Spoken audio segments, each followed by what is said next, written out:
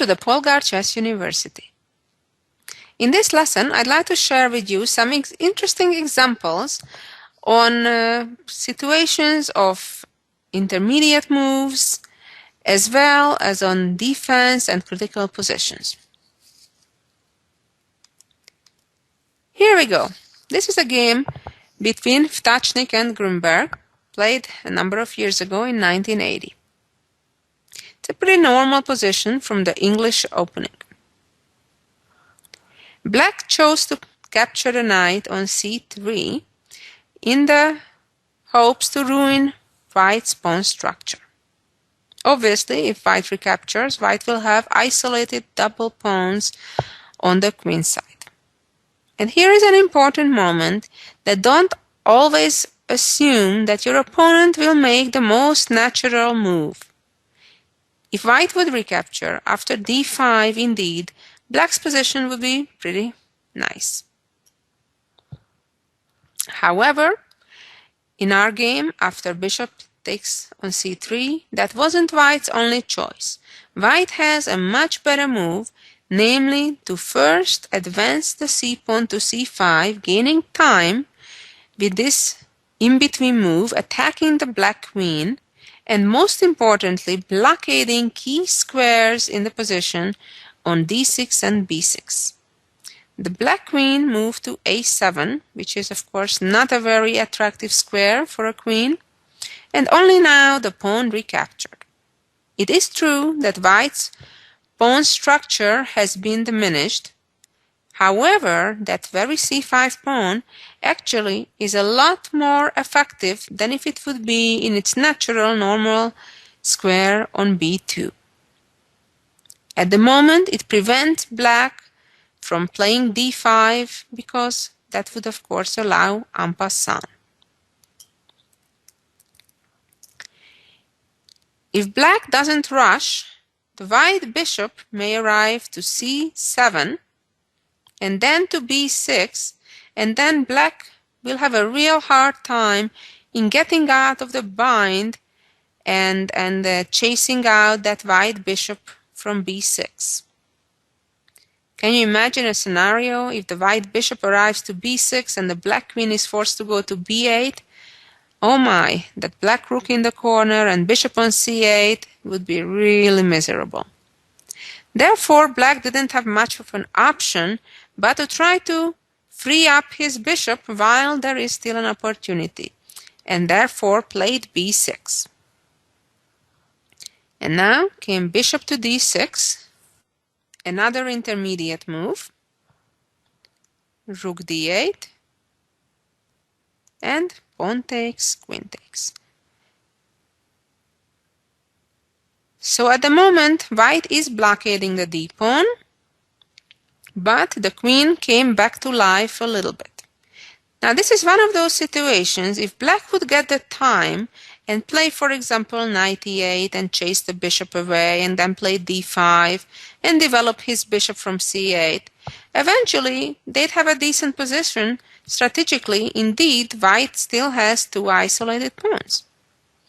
However, Black never got to do those things because White played energetically. White continued with rook b1. Now we can see that the black queen is in a very sensitive position, considering that White is about to make a discovery by knight d4. In fact, if Black didn't want to lose a pawn, he better moves the queen before that arrives and moved queen to a7. White followed by playing a4, and Black didn't seem to find a good move. I guess after bishop b7, he was afraid of knight c5 coming right away, and made kind of a waiting move by king h8. Of course, this didn't help things. Came bishop c5, queen c7, and knight d4. Now Black is suffering from several things. One is the pin on the long diagonal, and the second problem is that the black queen and rook are on the same diagonal, and therefore white is threatening to move to b6 with the bishop. Black played rook b8, preventing that. But now there is another combination that black fell into. Try to pause and figure out what the winning sequence is here.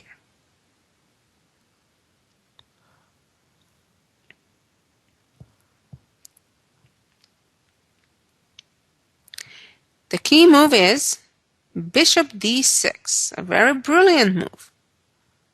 If now queen takes, then knight c6, now the black queen is hanging, queen d1, and simply rook bd1, not the other rook, but this rook maintaining a pin on the d file, and therefore black is losing significant material. Rook fd1 would not be a good idea, because then black would trade first, and unpinned pawn can take the knight, and in fact would leave black a knight ahead. Let's go back. After bishop d6, if queen d6, knight c6, and pawn takes, then of course simply removing the guard and then grabbing the rook on b8 wins. Let's go back. Came rook to b1, bishop c7, rook to d1, rook to d1. So right now there is still material balance, but black is still under pressure, the rook is hanging. Rook moved, and finally white wins a pawn. Black played knight d5, hoping to get to an opposite colored bishop endgame, but white rather kept the pair of bishops, protected the pawn on c3, and black resigned. Let's see our next example that was played between Shirov and Garry Kasparov at the Chess Olympiad in 1996. Right now, white has the material advantage, having a rook and bishop versus two knights, and as of pawns also white has an extra pawn. Both black knights are hanging at the moment, but it is black's turn.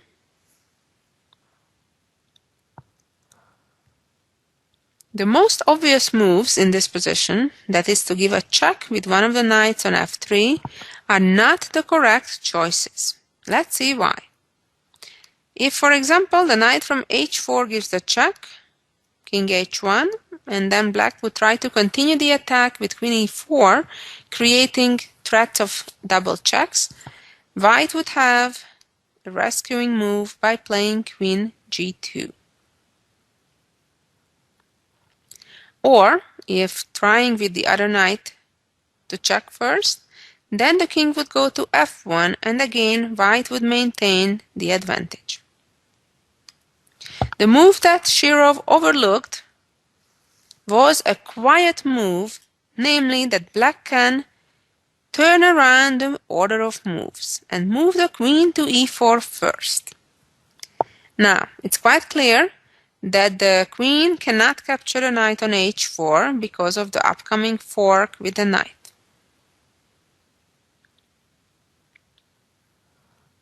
The queen cannot capture the other knight either, for the same reason, because then the other knight would come to f3. But what about the rook capturing the knight on d2?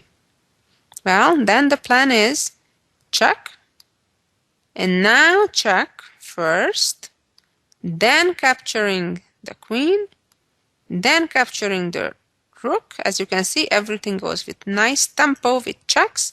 And now, most importantly, and that's the move that Shirov overlooked from a distance, knight e4, attacking the bishop and then just capturing the pawn on g5, and black can even be better in that endgame. Of course, the pawn on c3 is also hanging, so a lot of white pawns hanging here. In the actual game, after queen e4, at least white managed to save the game, and played bishop g3, black at best can only have a draw by check and keep checking. Black doesn't have a win either after trying to play knight f3 and then knight c2, trying to jump around with all the knights, because white now would play d6, as Shirov pointed out after the game. Now the threat is to advance the pawn, king d8, and then bishop c7, and promote the pawn. Black has to play king d7, bishop f4, preventing knight e3, queen takes, and now not knight d4, because that would allow blocking with queen f2, but simply queen g4. Although here, after queen c2, black's best option is to play knight g5 check, discovery, queen f2, queen g4, and queen e2, and white by no means worse in this position.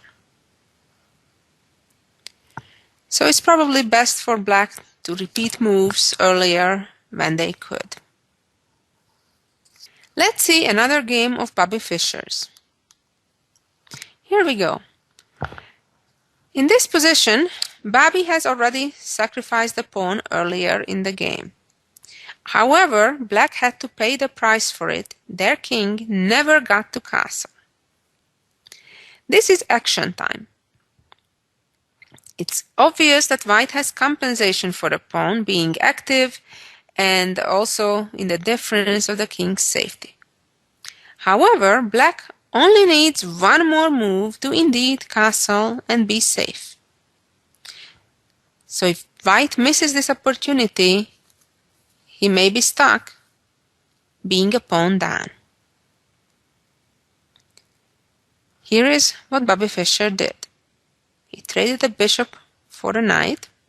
In itself, it wouldn't be logical to connect the two black pawns that now are stronger than separately. However, it had a clearly and purely tactical reason. And the next move is a pretty impressive move, and unless you've seen it before, it's hard to find. And that's one of the reasons why it's so beneficial to listen to lessons like you are right now, or to learn from books, because you gain ideas of patterns.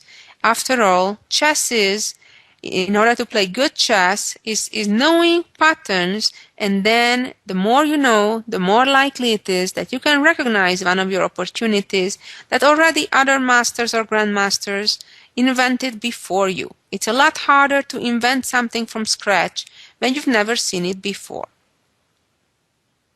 In this case, the special move is, this special pattern is to play bishop h6. I have to say, this is a rather rare but extremely beautiful one. Right now, if pawn captures on e4, black will lose tons of material after bishop g7, as the black rook and knight is forked. Going back a moment after bishop h6, if black would choose to castle, white would simply trade bishops, and then the knight would find itself unprotected on e5. If, in this position, black captures the bishop, then the precise move is not to capture the knight on e5, in which case black would still castle, but the most precise move is to check first, king e7, and to develop a deadly attack after queen e5. Now white is threatening to capture on d5, as well as just to simply bring the rook. Black is in a hopelessly lost position, because the king is stuck in the middle. For example, after rook h d8, white may choose between capturing the pawn immediately on d5, as now after rook takes knight, the rook on b8 would be hanging, or may play first rook he1 and then do the same. Let's see how the game itself continued. After bishop h6 came queen c7, protected the bishop on g7. And now another elegant move, knight d6. If queen takes, again bishop takes, creating a fork on the black rook and knight, and of course after rook moves, bishop takes, it's a skewer on top of everything. After knight d6 check came king d8, bishop takes, and here comes the little trick that Fischer foresaw moves earlier when he started all this combination. After queen takes, here is the culmination of the combination, queen takes e5, and then the fork. Very nice.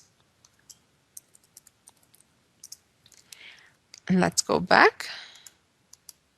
Black instead captured queen d6. And now, of course, black is lost, whether white takes with the bishop or the queen. It's a matter of taste. You can take with the bishop, and then the two black rooks will still be in a fork, and the black queen in the skewer, or just take with the queen.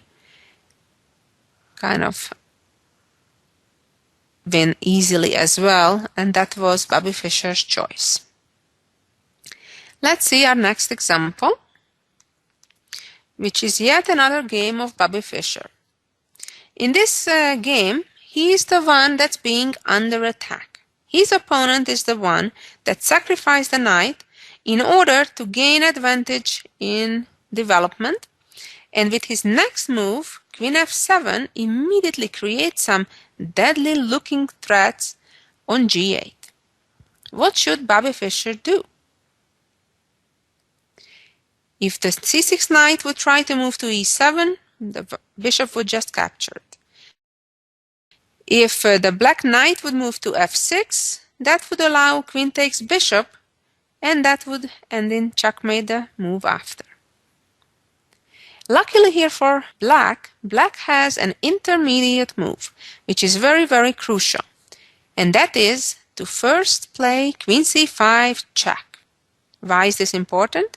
Because it protects the bishop on f8 and therefore frees up to move then on the knight on d7. King h1, and now knight f6. So now the g8 square is protected for the moment, the bishop is protected for the moment. However, white may capture the knight on f6. Well, the good news is, if pawn captures, black can make another intermediate move. Of course, not capturing this bishop right away and allowing the checkmate, but first capture on e6, queen captures, and now black is free to capture the bishop on g5, leaving black with an extra bishop. Let's go back again. After knight f6, how about if the white bishop captures? Well, in that case, bishop takes, queen takes, and the best move for black is to play knight d4 and fork up the white queen and rook. Now let's see how the game itself continued. Fischer's opponent, the Bulgarian Tringov, captured the bishop on c8, and now again an intermediate move. Don't always assume that you have to make the natural, such as recapture. Knight e5. Now the poor white queen is in a almost trapped position. Moved to e6, and yet again black delays capturing the bishop with another excellent move, knight e to g4. This threatens with checkmate in 3. For example, after bishop b7, check and check, double check at it. If king h1, then queen g1, or if the king goes the other way, after knight h3, double check, after king f1, then queen f2, checkmate again. Also, if we go back to the position where white resigned in this position, of course, rook b1 wouldn't solve the checkmate problem because of the famous smothered mate with knight f2, knight h3 check, and then the famous queen sacrifice followed by smothered mate. And now let's see the jewel of the week. In this endgame, black has 3 extra pawns. It's true that white can win one of them back pretty easily and quickly, but that still would leave black with 2 extra pawns, and a problem is that the f-pawn is about to become a queen. The most natural move, bishop f3, d5, would win a pawn but not save the game. Try to think and figure out what is the winning sequence for white. Amazingly, the only way to save the game is to play bishop e6, threatening immediate checkmate with bishop d5. Playing b5 wouldn't solve black's troubles, as after check, check, checkmate would arrive. Also, after bishop e6, playing d5 wouldn't solve the problems because pawn would capture, followed by checkmate with the rook. But how about if black makes the simple defensive move rook d1 with the idea that now bishop d5 just rook captures? Well, now the beautiful move is bishop to c8. Now, after b5, the a pawn will capture, and then the usual rook checkmate. Or, after d5, here is the key moment, king e6. Again, threatening with bishop b7. The only defense against it is b5, and then already we know pawn takes and rook checkmate. Very brilliant. However, you still may want to know, why can't white do this right away? Why does white need to play bishop e6 first? Well, here is the answer to that. Black would play d5, and if white would try the same tactic with king e6, then because the rook is still on e1, black would be able to play ef4 with a discovered check, and of course solve all black's problems and win the game. What a beautiful study composed by 2 friends, Sergeyev and Albitsky. Hope you enjoyed this beautiful jewel of the week, and of course learned through Bobby Fischer's and Kasparov's games. Thank you for listening. So long until next week.